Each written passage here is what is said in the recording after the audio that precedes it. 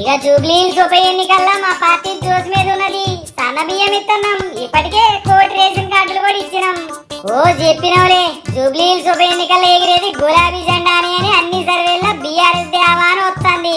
ఈ ముచ్చట తెలుసా నీకు? ఓర్ పిచ్చోడా, గా సర్వేలన్నీ మీ టిల్లు గాని ఫేక్ సర్వేలు. వాటిని నమ్మి సవాలు తిరితే నువ్వు నిండా మునుగుతావు. ఏ ఊకోరా బై, ఓడిపోతారని భయమా ఏంది? కాంగ్రెస్ కంటే బీఆర్ఎస్ కు 10% ఎక్కువ ఓట్లు వచ్చినాయి. మా సర్వేలో ఇదే చూసినాం.